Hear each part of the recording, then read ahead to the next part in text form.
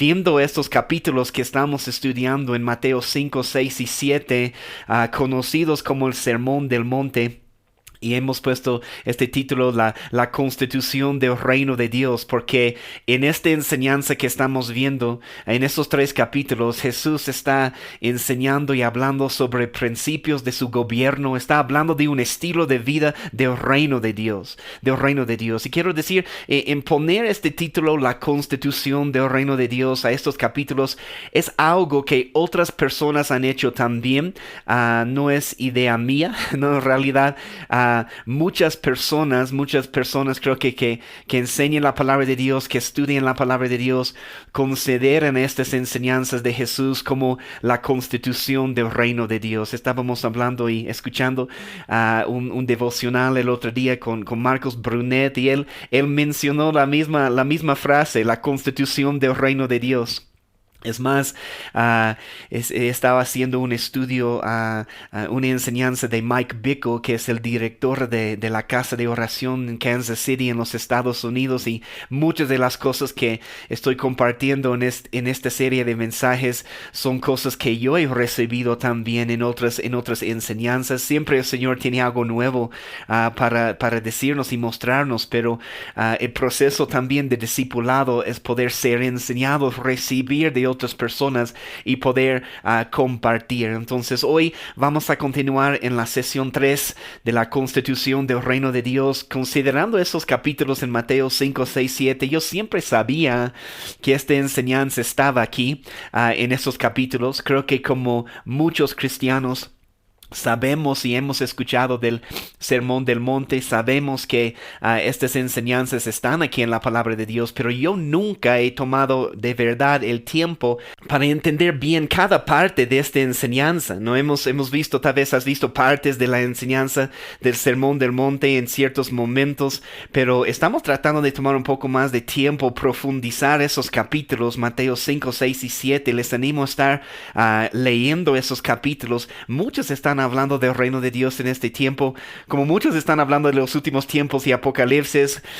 Muchos están empezando a hablar también del Sermón del Monte, porque es un estilo de vida que Jesús quiere para nuestras vidas. Son principios del gobierno de Dios, y cuando empezamos a hablar sobre el gobierno de Dios, o estableciendo el gobierno de Dios en la tierra ahora, o esperando la venida del Señor y su reino de 1000 años aquí en la tierra, tenemos que hablar sobre el gobierno de Dios y los principios de Dios y la constitución del reino de Dios. Entonces yo sabía que siempre de esas enseñanzas estaban aquí, pero no he tomado el tiempo para poder entender bien cada parte de esta enseñanza que estamos tratando de hacer en este estudio. Escudriñar nuevamente, o tal vez por primera vez en tu vida, el Sermón del Monte en Mateo 5, 6 y 7, y entender algo muy importante, entender lo que Dios requiere de nosotros como ciudadanos de su reino. Somos ciudadanos del reino de Dios. Y este principio de estar en el monte, estaba considerando eso, es muy poderoso también, porque es el Sermón del Monte, porque Jesús dio esta enseñanza sobre el monte, y el principio de estar en el monte es muy poderoso.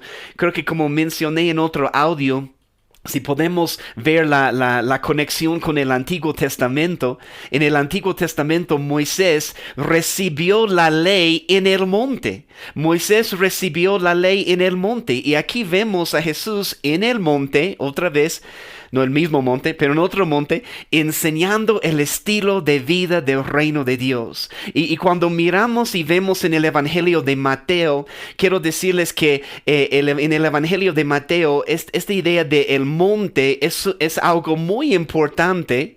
No se olviden que es en un monte que Jesús revela su identidad en la transfiguración. En Mateo 17, en el capítulo 17 de Mateo, tenemos la transfiguración de Jesús en un monte. También Jesús resucitado está con sus discípulos y da la gran comisión para que hagan discípulos a todo el mundo. Mira lo que dice, déjame leerte este pasaje, Mateo 28, 16. En Mateo 28:16 dice, pero los 11 discípulos se fueron a Galilea, al monte donde Jesús les había ordenado, Entonces, esta idea de estar en el monte es un tema muy importante también. Y vamos a continuar con este estudio. La semana pasada hemos visto la primera bienaventuranza aquí en Mateo capítulo 5. Hemos hablado sobre la necesidad de ser pobres en espíritu y al final, ¿no? Los que estaban escuchando al final de la enseñanza, empecé a llorar. El Señor me tocó mi corazón, no estaba esperándolo, me sorprendió el Señor la semana pasada cuando empecé a orar por esta necesidad de ser pobres en espíritu. El Señor tocó mi corazón y yo empecé a llorar. Y hermanos, yo creo que es un regalo, una de las cosas que el Señor quiere regalar a su cuerpo en todo este tiempo. El Señor quiere darnos el regalo de las lágrimas. ¿Cuándo es la última vez que has llorado en la presencia de Dios? Que has permitido que la presencia de Dios podía tocar tu corazón a tal punto que simplemente en la presencia de Dios empiezas a llorar. Sabes que bíblicamente llorar es una forma de alabar y adorar al Señor. Entonces, hemos hablado la semana pasada sobre la necesidad de ser pobres en espíritu y una hermosa enseñanza. Hoy en este mensaje vamos a estudiar 3 más. Hemos visto una bienaventuranza en el otro mensaje, pero hoy vamos a ver 3 más. Vamos a ver estos principios aquí en Mateo 5. Abre su corazón. Vamos a ver estos principios. Bienaventurados los que lloren, bienaventurados los mansos o los humildes. Y vamos a terminar esta mañana con bienaventurados los que tienen hambre y sed de justicia. Una vez más, Jesús quiere enseñarnos el estilo de vida del reino.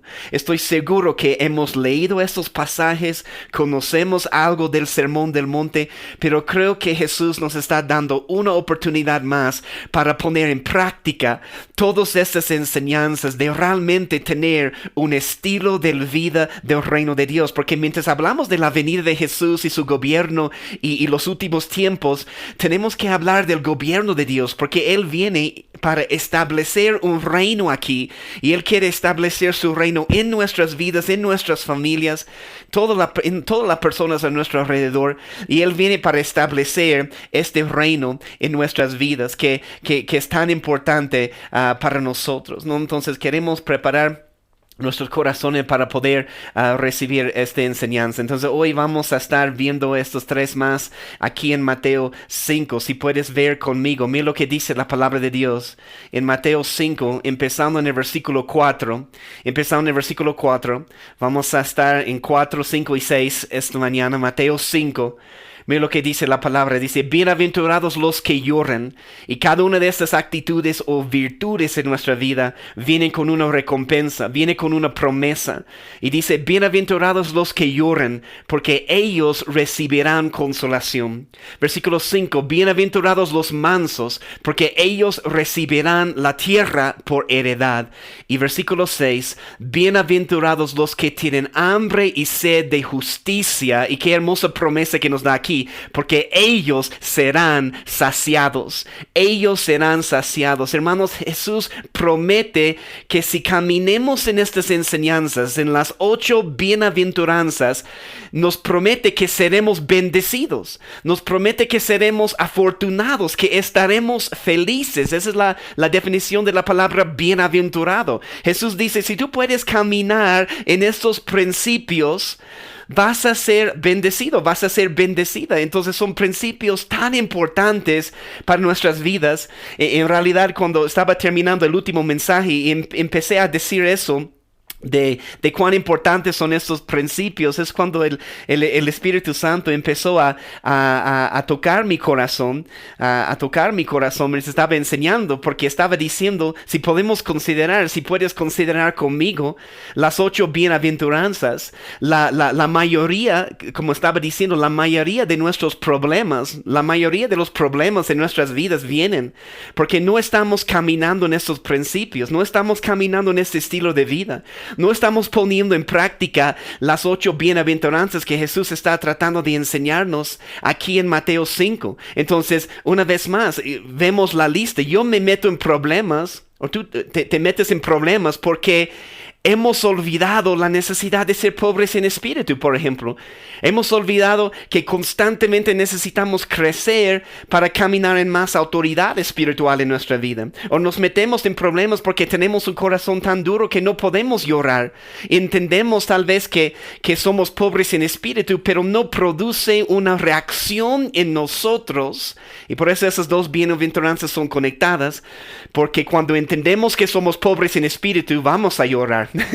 Vamos a levantar un llanto, un grito, porque entendemos todavía la pobreza espiritual que podemos tener en nuestras vidas, pero nos metemos en problemas porque no somos mansos ni humildes. El orgullo siempre nos mete en problemas, ¿o no? ¿Cuántas veces? El orgullo siempre nos mete en problemas. Me mete en problemas porque no tengo hambre y sed de justicia. Me meto en problemas porque no muestro misericordia a las otras personas en mi vida. Me meto en problemas porque no quiero limpiar mi corazón. No estoy preocupado por el proceso de santificación en mi vida. Entonces, me meto en problemas porque no busco ser un pacificador o busco la paz o la reconciliación con las otras personas. O que no tengo el deseo de sanar relaciones con otras personas. Entonces, no sé cómo responder a la persecución y los tratos. Entonces, entienden cuán importantes son esos principios. Y les digo una vez más, revisa tu corazón, considera tu vida. Pero la mayoría de los problemas que tenemos, estoy considerando todas las peleas que puedo tener con mi esposa, con otras personas, las discusiones, el pecado en mi vida. Muchas de las cosas vienen y suceden porque no estoy prestando atención a estas 8 bienaventuranzas, ¿no? Entonces, hay algunas personas que pueden ver estas enseñanzas del Sermón del Monte, ver este estilo de vida que Jesús nos enseña como algo radical, no como algo normal para un cristiano. Pueden ver estas enseñanzas y decir, wow, ese es un compromiso radical, o ese es un estilo de vida demasiado intenso. Pero las personas que dicen eso, les digo, son personas que no tienen, que solo tienen el deseo de tal vez disfrutar la gracia de Dios y ser cristianos pasivos. Para ellos tal vez caminar en la gracia de Dios es algo pasivo y solo recibir y recibir y recibir. Pero cuando de verdad entendemos esos principios que Jesús quiere enseñarnos en esos 3 capítulos, Mateo 5, 6 y 7, nos damos cuenta, hermanos, que Jesús nos está enseñando cómo podemos cooperar o colaborar con la gracia de Dios. Nos enseña qué es nuestra respuesta a la gracia de Dios. Nos muestra lo que Dios pide de nosotros. Y si tú quieres una posición en el gobierno de Dios, tienes que conocer una vez más la constitución del reino de Dios. Entonces, es una de estas enseñanzas poderosas y principales de Jesús que nos muestra el estilo de vida del reino de Dios. Nos muestra cómo debemos responder a la gracia de Dios. No debemos simplemente conocer estas enseñanzas. Esos principios, especialmente las 8 bienaventuranzas, deben ser el enfoque principal de tu vida espiritual. Y debemos orar y pedirle al Espíritu Santo que nos ayude a establecer estos principios en nuestro corazón. A establecer estos principios en nuestro corazón. Estas 8 actitudes o virtudes son esenciales para nuestra vida espiritual y son imprescindibles. Escuche esto, son imprescindibles para nuestras relaciones en el reino de Dios. Si tú quieres que tus relaciones en el reino de Dios, tus relaciones con otras personas sean alineadas al reino de Dios, estas 8 bienaventuranzas son esenciales, ¿no? Entonces, las relaciones que tenemos con otros creyentes en el reino serán prosperadas cuando empezamos a establecer estas 8 actitudes en nuestro corazón. Entonces estábamos hablando la semana pasada sobre siendo pobres en espíritu. Puedes escuchar la enseñanza, pero poderosa enseñanza de entender nuestra necesidad, de entender que hay una brecha en nuestras vidas constantemente entre todo lo que Jesús quiere darnos y en lo que estamos caminando en este momento, hermanos. Él quiere darnos autoridad, riquezas espirituales, pero caminamos en tan poco de lo que Él quiere darnos. Y hemos estudiado, hemos visto siendo pobres en espíritu. Pero quiero entrar en estas tres bienaventuranzas esta mañana. Y antes de entrar, déjame simplemente darte por referencia para que quede grabada también aquí estas frases y pasajes en la enseñanza. Considerando y estudiando también, toma nota que encontramos 7 bienaventuranzas en el libro de Apocalipsis también. Y quiero darles las referencias, porque estamos escuchando mucho, no sé de ustedes, pero estamos escuchando mucho de Apocalipsis en este tiempo de entendiendo más, y es hermoso tiempo para el cuerpo. Pero hay 7 bienaventuranzas que encontramos en el libro de Apocalipsis, y quiero darles las referencias. Entonces toma nota esta mañana de estas referencias. En primer lugar, Apocalipsis 1, versículo 3. Apocalipsis 1, versículo 3. Escucha lo que dice. Dice, bienaventurado el que lee.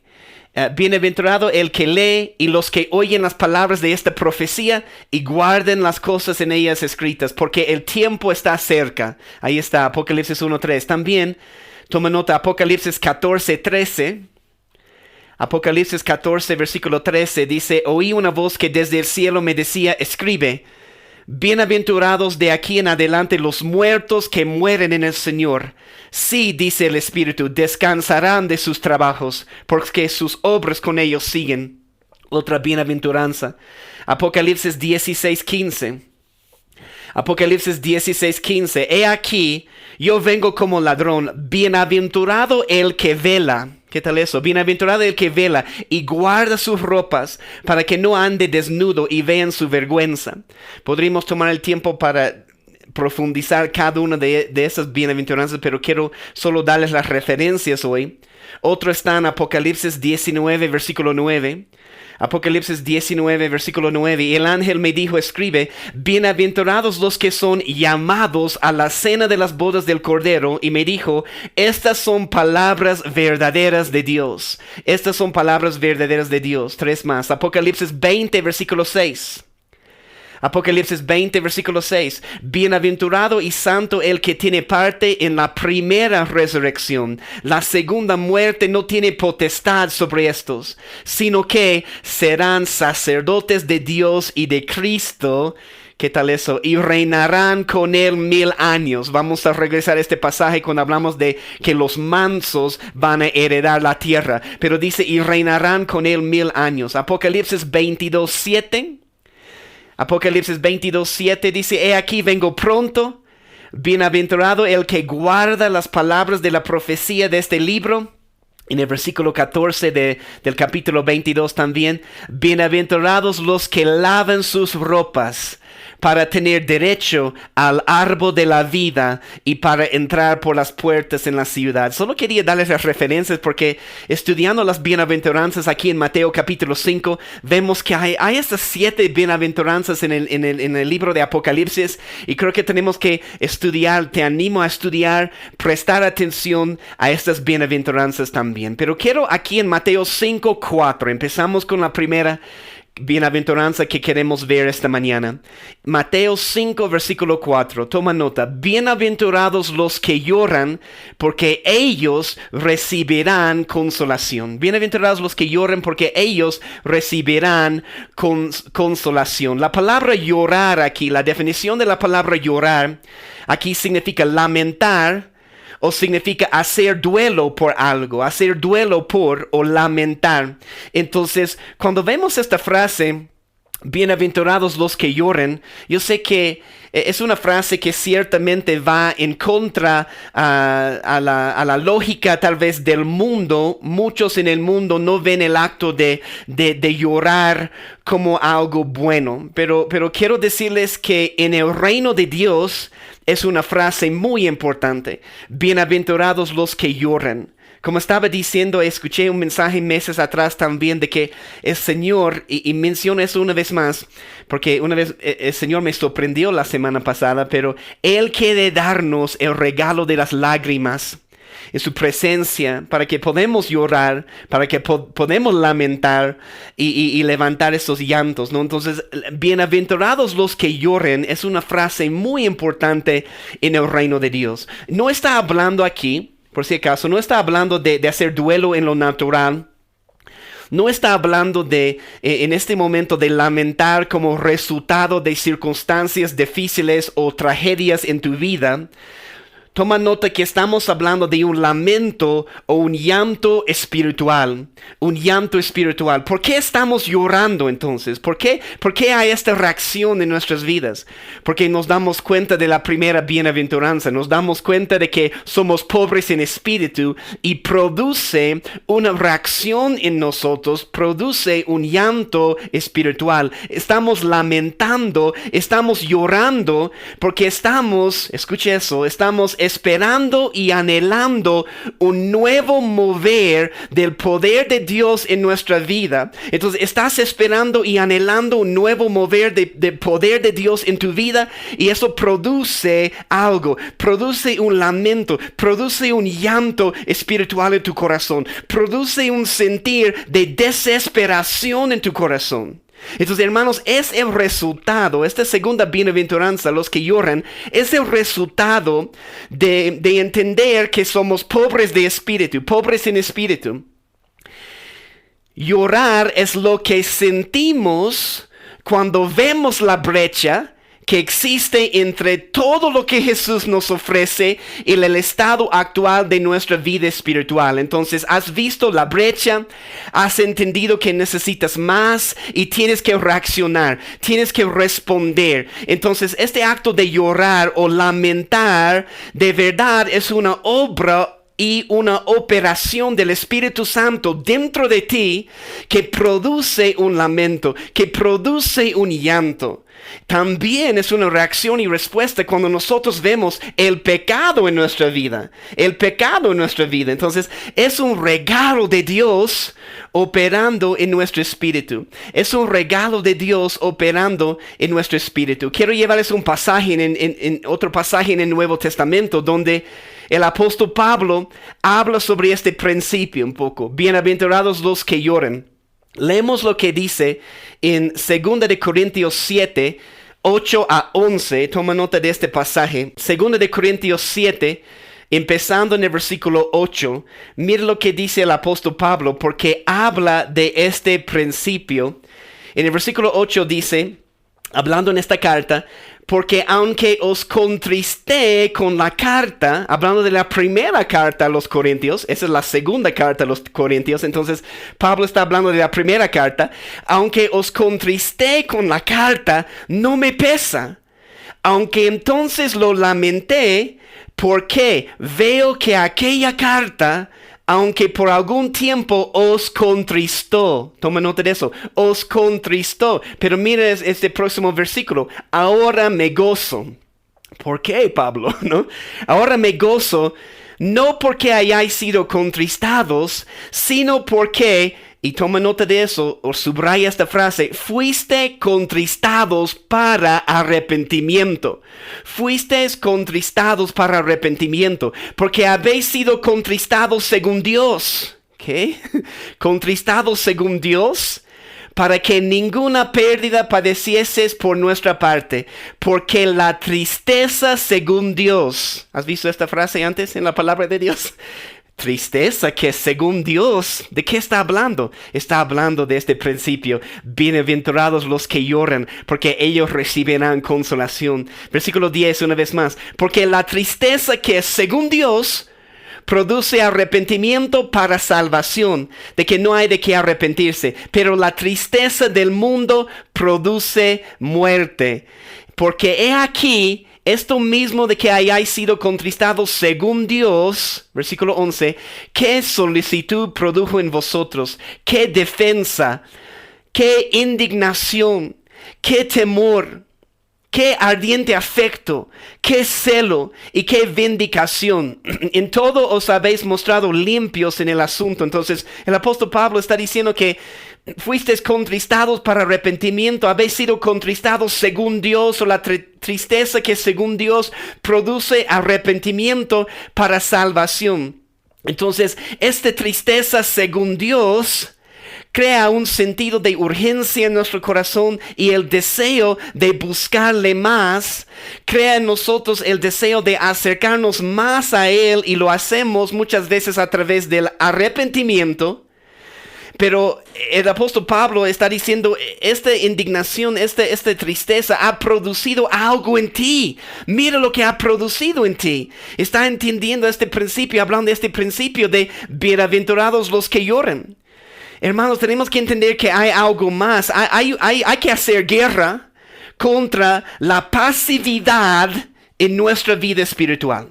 Tenemos que hacer guerra contra la pasividad en nuestra espiritual. Cuando estábamos en Brasil hace unos meses atrás, justo antes de todo el tiempo de cuarentena, estamos en un evento de Send para ser enviados y hablar de todo lo que el Señor está haciendo en el mundo. En este evento en Sao Paulo hablaron de la guerra contra la inactividad en nuestras vidas.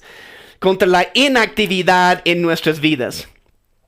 Y estábamos escuchando justo ayer, ¿no?, un devocional con Mariano Senawal y Tielo Arroyo, que estaba diciendo esta frase, y lo que hemos experimentado en esta cuarentena: cuando no hay actividades, debemos crecer en la intimidad con el Señor. Y espero que eso es tu testimonio en este tiempo, que aunque tal vez no has tenido tantas actividades, estás creciendo en tu nivel de intimidad con el Señor Jesús, porque eso es lo que Él demanda de nosotros.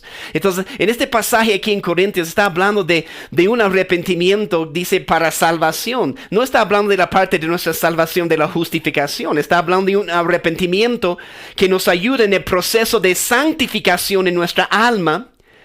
Santificación, siendo salvos o liberados de todo obstáculo que nos impide en nuestra vida espiritual. Entonces está feliz aquí el apóstol Pablo, porque está diciendo que esta tristeza según Dios, este lamento según Dios, les ha dado nueva energía, les ha dado un sentido de urgencia en su corazón. Entonces están buscando al Señor Jesús ahora con una pasión que no tenían antes, y es algo bueno, dice el apóstol Pablo. Este nuevo celo por el Señor les ha ayudado a declarar la guerra contra toda la pasividad espiritual en tu corazón. El problema, hermanos, es que hemos transgredido demasiado los principios de Dios en nuestra vida cristiana. Hemos dado demasiado lugar al enemigo.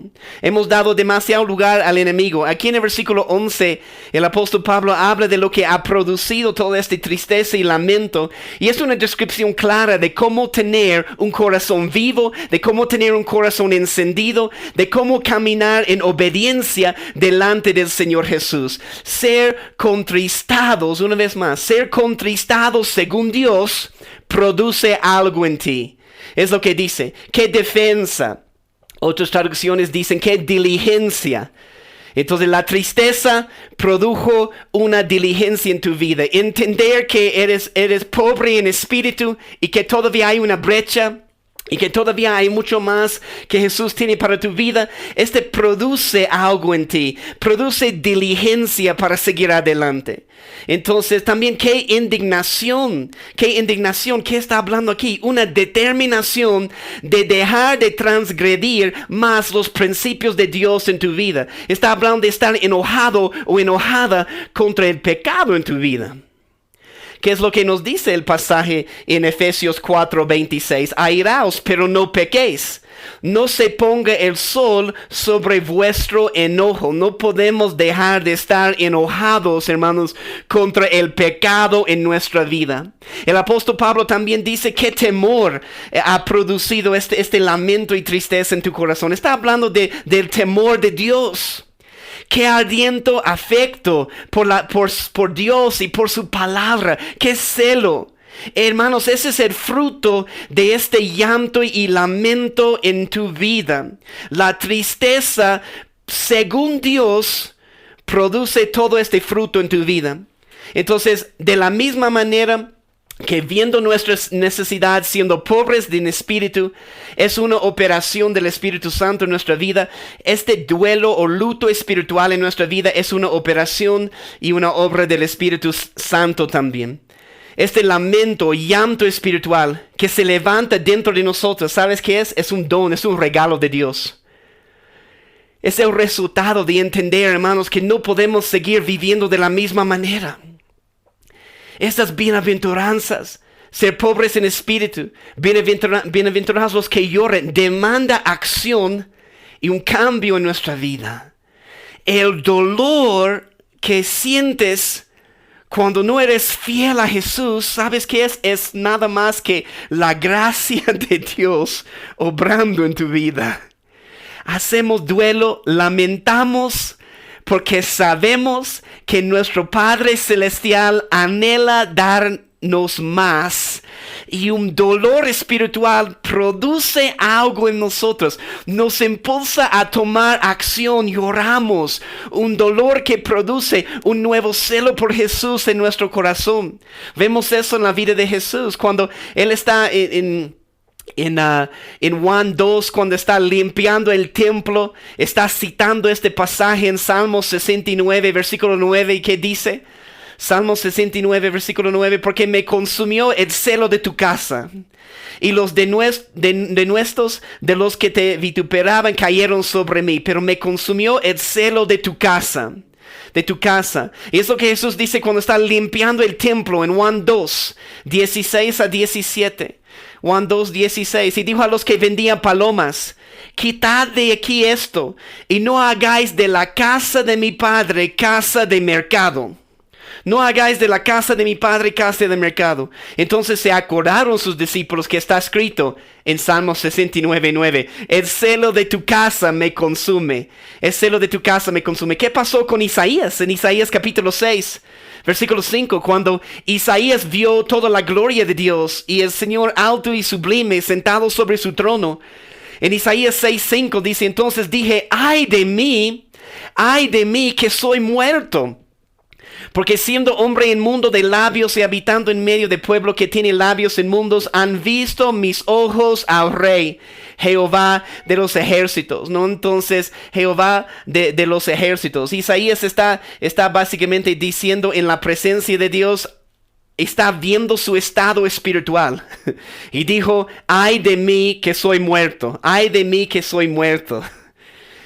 Toma nota de este otro pasaje en Santiago 4. ¿Sabes que hay una pequeña versión de las bienaventuranzas que vemos en Santiago 4? Y mira lo que dice en Santiago 4, versículo 8. En Santiago 4, versículo 8, la palabra de Dios dice: acercaos a Dios y Él se acercará a vosotros. Amén. Es una hermosa promesa. Acercaos a Dios y Él se acercará a vosotros. Dice: pecadores, limpiad las manos. Pecadores, limpiad las manos. Y vosotros los de doble ánimo, purificad vuestros corazones. Los de doble ánimo, purificad vuestros corazones. Entonces, vamos a hablar de eso en un momento, pero Jesús dijo también en Mateo 5, ¿qué es lo que dice? Que vamos a ver al final. Bienaventurados los que tienen hambre y sed de justicia. Hermanos, es el mismo principio que vemos aquí en Santiago 4, solo usando otras palabras para decirlo. Bienaventurados los que tienen hambre y sed de justicia, es pecadores, limpiad las manos. Vosotros los de doble ánimo. ¿Sabes qué es ser de doble ánimo? Tal vez una nueva forma de verlo, pero y no queremos eso en nuestras vidas. Ser de doble ánimo es que hacemos compromisos delante del Señor que no cumplimos. Hacemos compromisos delante del Señor que no cumplimos, ¿no? Entonces, mira lo que dice en el próximo versículo aquí en Santiago 4, versículo 9, porque habla de este principio: bienaventurados los que lloran. Mira lo que dice Santiago 4, versículo 9. Santiago lo dice de esta manera: afligíos y lamentad y llorad. Toma nota de eso. Santiago 4:9. Él dice, afligíos, lamentad y llorad. Y mira lo que dice después. Vuestra risa se convierte en lloro y vuestro gozo en tristeza. Y mira este versículo poderoso, Santiago 4:10. Humillaos delante del Señor y la recompensa es que y Él os exaltará. Y Él os exaltará. Entonces, cuando entendemos que somos de doble ánimo, cuando entendemos que muchas veces no cumplimos con lo que hemos comprometido a hacer todo el tiempo, eso debe producir algo en nosotros, debe producir una reacción, debe producir un llanto, debe producir lágrimas, debe producir una desesperación en nuestro corazón de querer ser cambiados. Entonces dice, acercaos al Señor y Él se acercará a vosotros. ¿Te das cuenta de que el Dios de todo el universo quiere acercarse a tu corazón? El Dios de todo el universo quiere acercarse a tu corazón. No hay algo más poderoso que eso. Hermanos, necesitamos un balance, un equilibrio en nuestro corazón. Sí, por un lado, debemos entender el gozo del Señor. Y es bíblico, el gozo del Señor. Debemos estar felices y gozosos. Pero el otro lado, entender que hay un lamento, hay un duelo espiritual en nuestro corazón. Hay lágrimas, bienaventurados los que lloran, cuando nos damos cuenta, de que todavía no estamos caminando en la plenitud de que Jesús tiene para nosotros.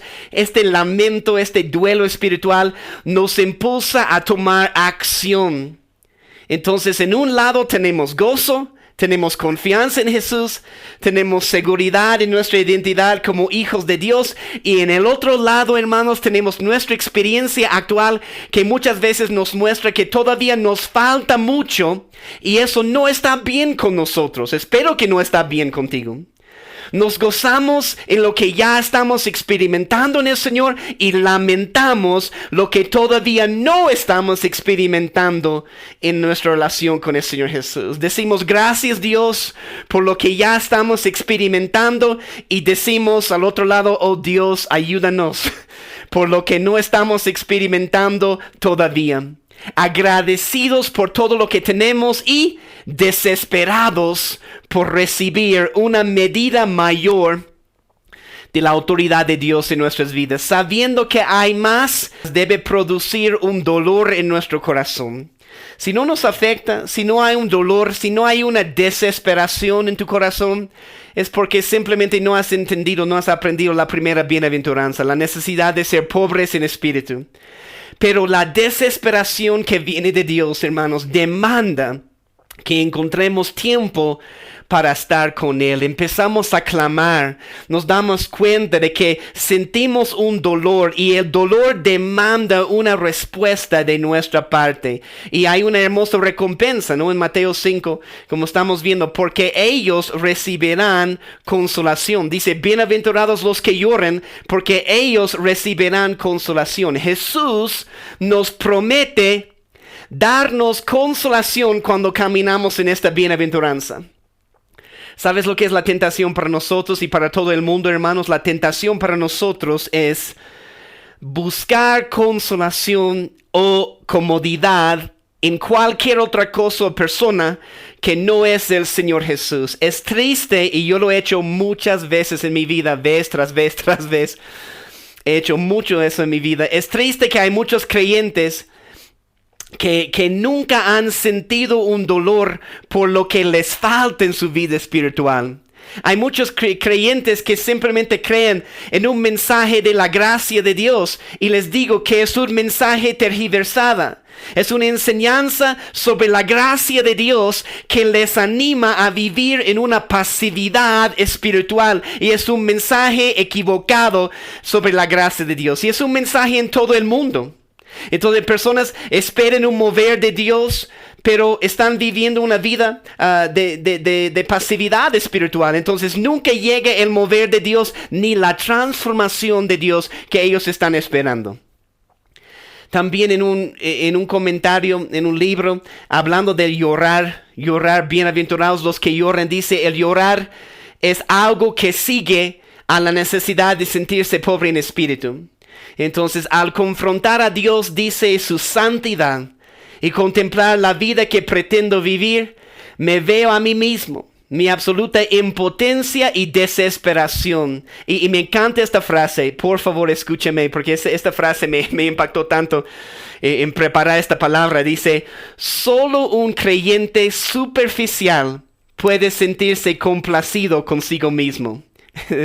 Una vez más, solo un creyente superficial puede sentirse complacido consigo mismo y va a pensar, ya he llegado, ya no hay nada más, solo voy a descansar en la gracia de Dios y vivir mi vida de cristiana de una manera pasiva. Pero eso no es lo que Dios está pidiendo de nosotros. Entonces, una vez más, primer lugar, bienaventurados los que lloran, porque ellos recibirán consolación. Hermanos, ese podría terminar el mensaje allí porque es una prédica, ¿no? Es una prédica, pero quiero continuar y quiero mostrarles dos más esta mañana.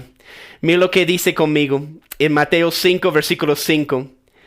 Bienaventurados los mansos, porque ellos recibirán la tierra por heredad. Toma nota de eso. Bienaventurados los mansos, porque ellos recibirán la tierra por heredad. La mansedumbre está hablando en esta bienaventuranza de la humildad. Está hablando de la humildad. Y qué poderoso que Jesús conecta, mire eso, Jesús conecta nuestra humildad con heredar la tierra y el aumento del favor de Dios sobre tu vida. Entonces, una vez más, esta frase, heredar la tierra, significa que vamos a tener un impacto, vamos a tener influencia en la esfera de esta tierra. Pero qué impresionante que Jesús conecta tu humildad con un aumento de recursos y con un aumento de autoridad y con un aumento de influencia en esta tierra.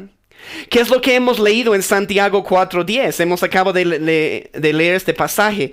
En Santiago 4:10, el Señor dice, humillaos delante del Señor y Él os exaltará. Está hablando de la humildad. En el versículo 6 del mismo capítulo, en Santiago 4, escuche lo que dice. Un pasaje que tal vez muchos conocen. Santiago 4:6, mira lo que dice. Este pasaje dice, Dios, pero Él da mayor gracia. Da mayor gracia. Por esto dice, Dios resiste a los soberbios y da gracia a los humildes. Dios resiste a los soberbios, a los orgullosos, y dice, da una medida mayor de gracia a los humildes, Entonces, hermanos, tu habilidad en lo natural, todas las habilidades que tú tienes en lo natural, no permiten que ganes una medida mayor de la gracia de Dios. Aunque tu diligencia y tu esfuerzo son importantes y tenemos que hacerlo, Dios te da más de lo que tu diligencia y esfuerzo merecen. ¿Podemos estar de acuerdo con eso? Creo que todos, mirando nuestras vidas y vemos la medida de gracia que Dios derrama sobre nuestras vidas y nos damos cuenta, bueno, yo estoy siendo tal vez diligente, estoy esforzándome, ay Señor, pero Dios me está dando mucho más de lo que mi diligencia y mi esfuerzo merecen. Hermanos, Jesús nos da más de lo que merecemos. Amén. Jesús nos da más de lo que merecemos y tenemos que mantenernos con esta actitud de mansedumbre y humildad en nuestras vidas. Entonces, la mansedumbre aquí, bienaventurados los mansos, la mansedumbre y la humildad producen algo en nosotros también, producen agradecimiento en nuestro corazón. ¿Por qué? Porque sabes que estás recibiendo más de lo que mereces. Sabes que estás recibiendo más de lo que mereces. Y la mansedumbre se basa en esta revelación de que Jesús es la fuente de todo. Jesús es el dueño de todo. Todo lo que nos da viene de Él. Y produce esta actitud en nosotros de querer ser buenos administradores de lo que Él nos da. Buenos administradores de lo que Él nos da. El peligro, quiero decirles el peligro, y presta atención a lo que les voy a decir. El peligro es que mientras experimentamos el aumento, mientras empezamos a heredar la tierra, mientras experimentamos un aumento de recursos, mientras experimentamos un aumento de impacto, mientras empezamos a experimentar un aumento en la influencia que tenemos aquí en la tierra, mientras empezamos a experimentar un aumento en nuestro conocimiento, empezamos a pensar que merecemos honra. ¿Se dan cuenta? Hemos trabajado duro, yo he trabajado duro y merezco honra, ¿no? Hermanos, quiero decirles, si tú recibes mucho, escúchame bien, si tú recibes mucho, no puedes olvidar que Jesús es la fuente y el dador de todo. Y el otro extremo, si tú recibes poco, nunca debes quejarte por lo que recibes, aunque no es mucho, porque no se olviden que Él siempre, aun si es poco, Él siempre nos da más de lo que merecemos, más de lo que merecemos. Y Jesús quería enseñarnos sobre la mansedumbre, sobre la humildad. Bienaventurados los mansos, porque ellos recibirán la tierra por heredad. ¿Qué es lo que dice Jesús en Mateo 11:29? Dice a los discípulos, dice, llevad mi yugo sobre vosotros y aprended de mí, que soy manso y humilde de corazón, y hallaréis descanso para vuestras almas.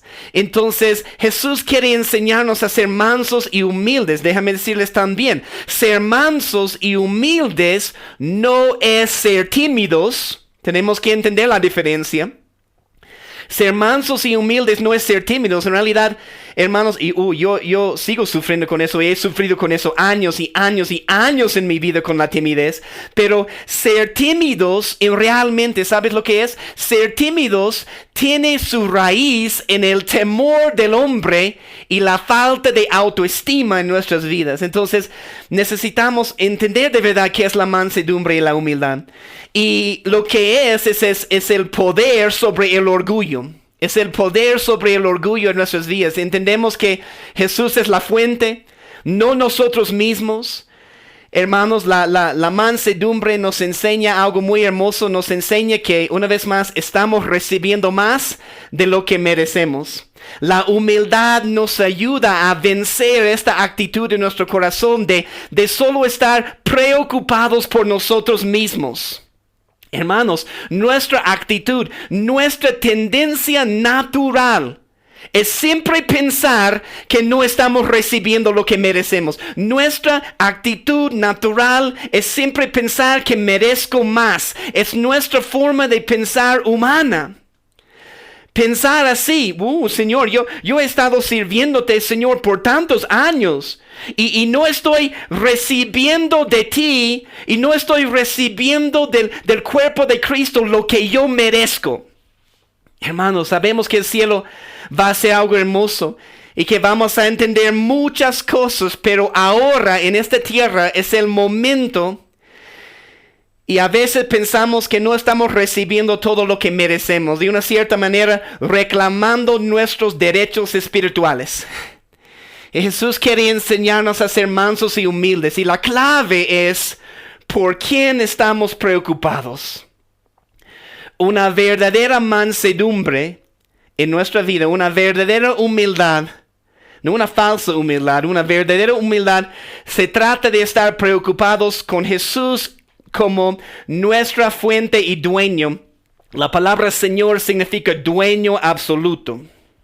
Entonces, hermanos, cuando recibimos un aumento de recursos en esta tierra, cuando recibimos un aumento de autoridad, cuando recibimos más influencia en esta tierra y empezamos a heredar la tierra en este siglo, sabemos que en el próximo siglo, en la venida del Señor, en su reino de 1000 años, queremos gobernar con Él, queremos reinar con Él, queremos heredar la tierra, queremos conocer todos esos principios, pero podemos empezar a heredar la tierra ahora en esta vida y si habla de tu impacto, de la influencia que vas a tener en esta tierra para el Señor Jesús.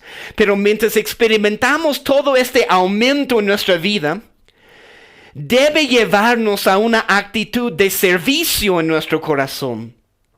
Sí, en el próximo siglo, en el reino milenario de Jesús aquí en la tierra, hay una mayor revelación tal vez de heredar la tierra. Pero ¿cómo vamos a heredar esta tierra ahora? Y hay una promesa para el próximo siglo. Y si quieres tomar nota de esos tres pasajes en Apocalipsis, simplemente toma nota en Apocalipsis 3:21. Dice, Apocalipsis 3:21, al que venciere le daré que se siente conmigo en mi trono, así como yo he vencido y me he sentado con mi Padre en su trono. Ese es Apocalipsis 3:21. Apocalipsis 5, versículo 10. Y nos has hecho para nosotros, nuestro Dios, reyes y sacerdotes, y reinaremos sobre la tierra. Qué hermosa promesa. Pero es para los mansos, es para los humildes. Reinaremos sobre la tierra. Apocalipsis 20, versículo 4. Y vi tronos y se sentaron sobre ellos los que recibieron facultad de juzgar. Y vi las almas de los decapitados por causa del testimonio de Jesús y por la palabra de Dios. Los que no habían adorado a la bestia ni a su imagen y que no recibieron la marca en sus frentes ni en sus manos y vivieron y reinaron con Cristo 1000 años. Entonces hay una promesa de en la venida del Señor en su reino milenario queremos gobernar y reinar con Él. Pero podemos empezar a tener un impacto ahora. Podemos empezar a heredar e influenciar la tierra ahora en esta vida. Por esta razón, estudiar la enseñanza del Sermón del Monte es tan importante porque no es solo algo para el futuro, es para ahora. Hermanos, llevamos esta influencia en la tierra con la actitud de un siervo, con mansedumbre, con humildad. No como alguien que tiene poder y que está reclamando sus derechos espirituales delante de Dios. Yo sé que es contra la cultura. ¿Por qué? Porque hemos nacido, cada uno de nosotros, hemos nacido con una naturaleza carnal. ¿Y qué es lo que nos dice nuestra naturaleza carnal? Nos dice que solo debemos preocuparnos por nosotros mismos. La mansedumbre y la humildad nos liberan de esta cadena y esclavitud de solo pensar en y estar preocupado por nosotros mismos. Jesús quiere derramar más gracia sobre tu vida. Él es manso y humilde de corazón. Y para experimentar más en Él, tenemos que caminar en unidad con Jesús. Entonces es nuestra naturaleza, una vez más, nuestra naturaleza carnal, pensar que merecemos un poco más de honra, un poco más de reconocimiento en la casa, un poco más de reconocimiento en la iglesia, en la congregación, un poco más de reconocimiento y honra en el trabajo.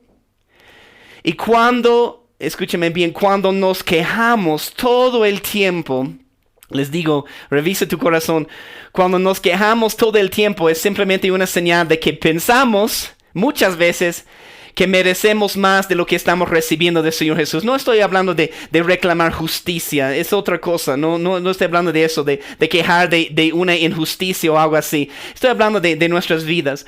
Cuando nos quejamos todo el tiempo, puede ser una señal que pensamos que merecemos más de lo que estamos recibiendo del Señor Jesús. Podemos decir, mira, Señor, a mi esfuerzo. Mira mis dones, Señor. Yo merezco más reconocimiento y poder en mi vida y en mi ministerio. Y esta actitud, ¿sabes lo que hace? Esta actitud en nuestro corazón apaga el poder de la gracia de Dios en nuestra vida. Apaga el poder de la gracia de Dios en tu vida. Escucha este pasaje en 1 Corintios 4:7. El apóstol Pablo escribe de eso. En 1 Corintios 4:7 y recibe esta palabra. Mira lo que dice. ¿Por qué? ¿Quién te distingue? Y esa es la pregunta clave. ¿O qué tienes que no hayas recibido? ¿Qué tienes que no hayas recibido? Y si lo recibiste, ¿por qué te gloríes como si no lo hubieras recibido? Dios mío, eso va directo al punto de bienaventurados los mansos y humildes. Te pregunto una vez más como el apóstol Pablo esta mañana. ¿Qué tienes que no hayas recibido? Y si lo recibiste, ¿por qué te gloríes como si no lo hubieras recibido? ¿Qué tenemos, hermanos, que no hemos recibido? Jesús nos enseña en la constitución de su reino que la mansedumbre y la humildad no son opcionales.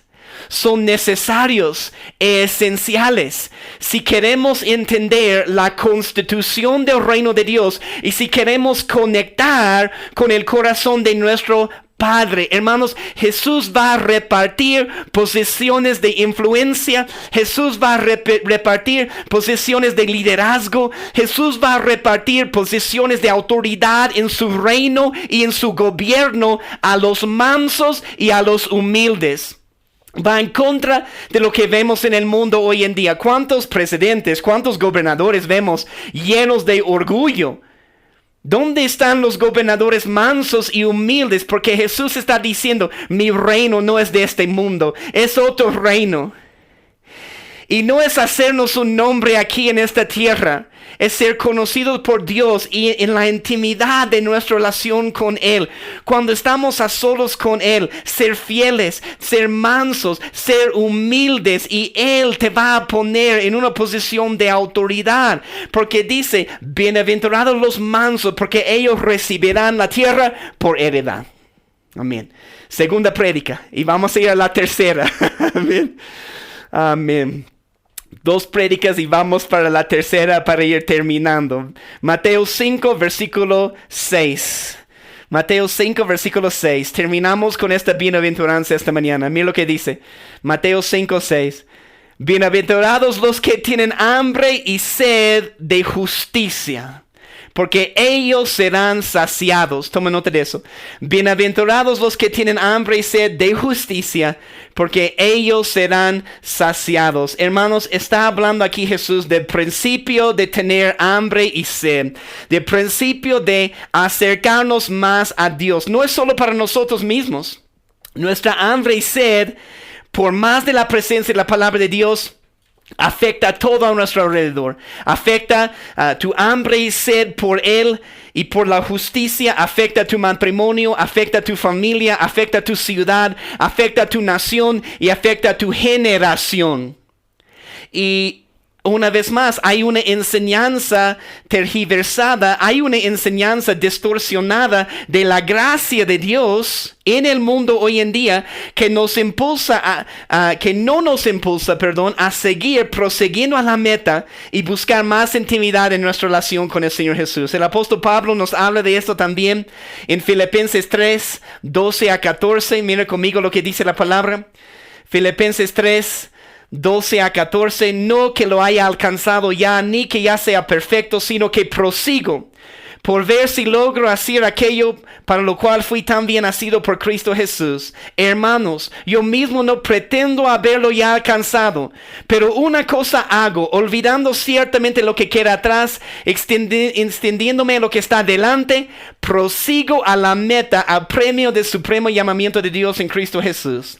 Es Filipenses 3, 12 a 14. Está hablando de su hambre. Y ¿sabes qué? Algo muy interesante que estaba escuchando y considerando. Considera conmigo. Tener hambre en lo natural, tener un apetito, es una señal de vida. ¿Se dan cuenta? Tener hambre, tener un apetito es una señal de vida. En lo natural, cuando las personas están enfermas, ¿empiezan a qué? Empiezan a perder su apetito. Entonces puedo ver a mi hijo que no quiere comer y dice, ay no, solo voy a dormir, solo voy a descansar, no tengo hambre, no tengo apetito. Normalmente es una señal de una enfermedad en lo natural. Hermanos, cuando alguien no tiene hambre, cuando alguien no quiere comer en lo natural, ¿qué es lo que hacemos? Después de un tiempo, los llevamos a la clínica. Los llevamos a tal vez terapia intensiva. Porque no es una buena señal, porque no comer es una señal que están perdiendo su vida. Significa que estás enfermo, significa que estás enferma si no estás comiendo en lo natural. Y creo que podemos ver la conexión y la revelación espiritual. Muchos cristianos lastimosamente no tienen un apetito por la palabra de Dios, no tienen un apetito por una vida de oración. Y si esta es tu condición hoy, espiritualmente hablando estás enfermo, espiritualmente hablando estás enferma. No debe ser normal para un cristiano no tener un apetito por la palabra de Dios, pero lastimosamente es la condición de muchos cristianos en el cuerpo de Cristo. No hay hambre, no hay sed, no hay un apetito por las cosas del reino de Dios. Podemos entenderlo de esta manera. Hay demasiados cristianos que en su vida espiritual están en terapia intensiva espiritual y ni lo saben.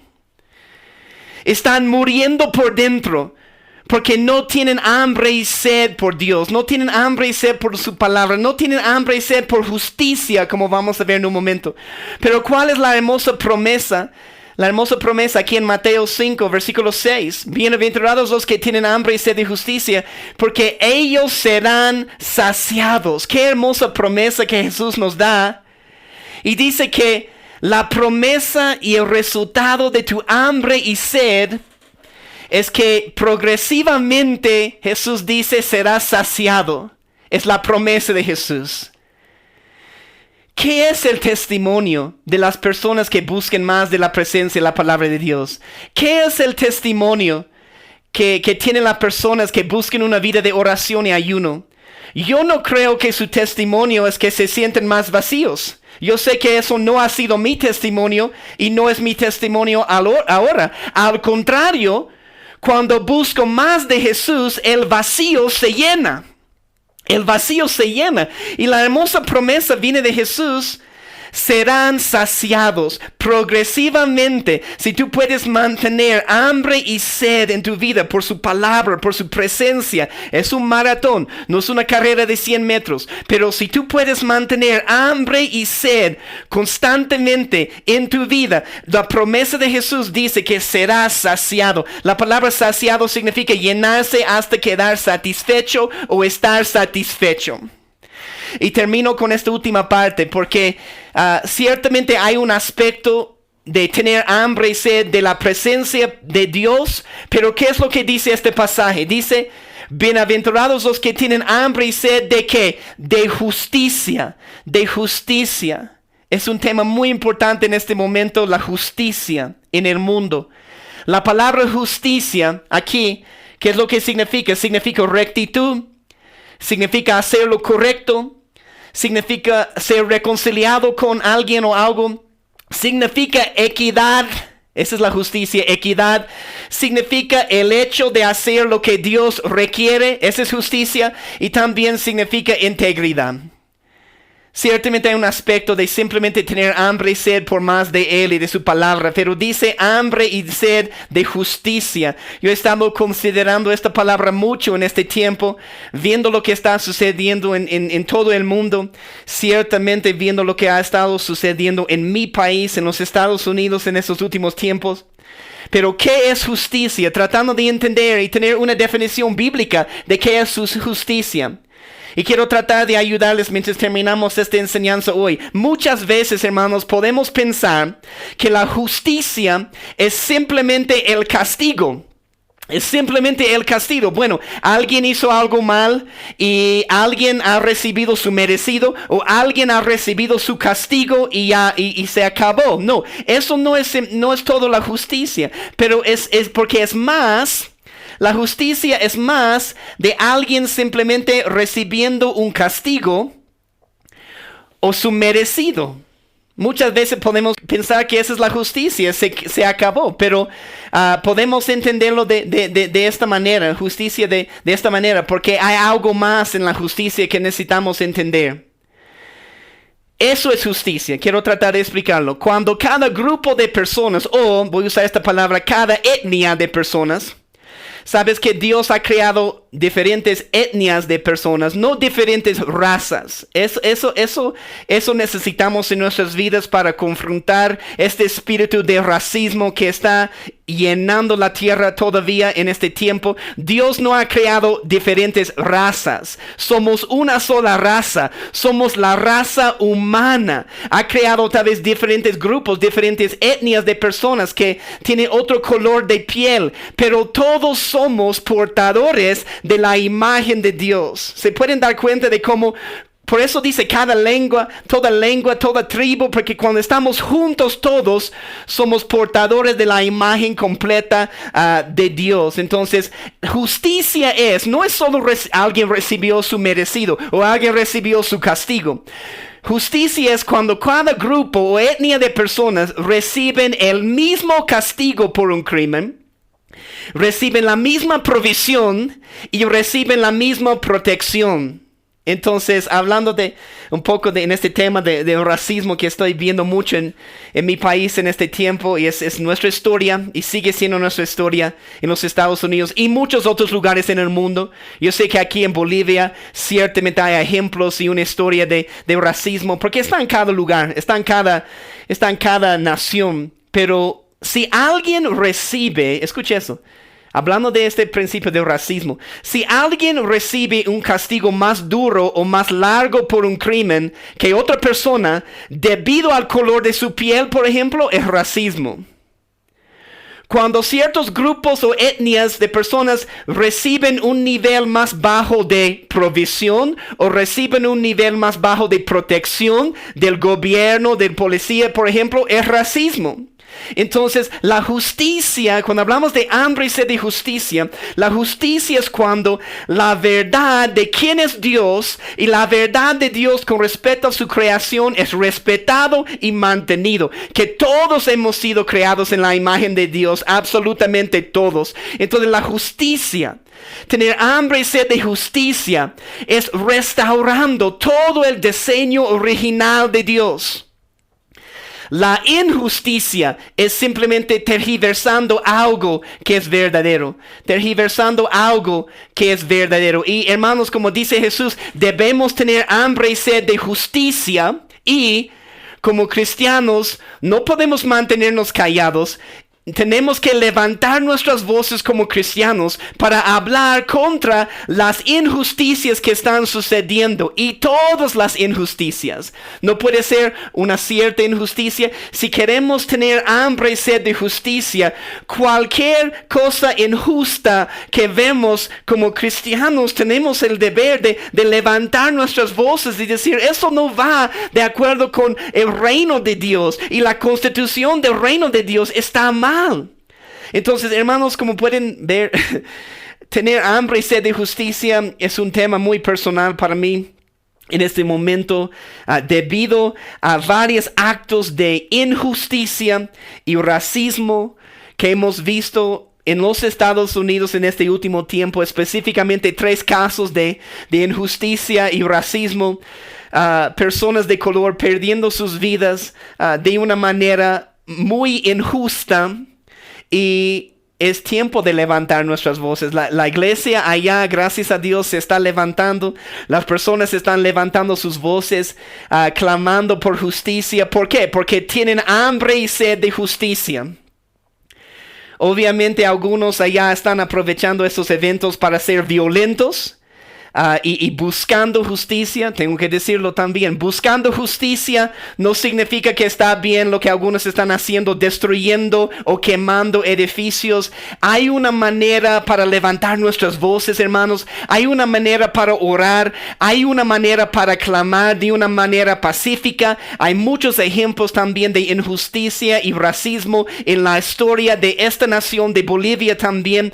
Pero Jesús nos está enseñando sobre la necesidad de tener hambre y sed de justicia, y la hermosa promesa es porque ellos serán saciados.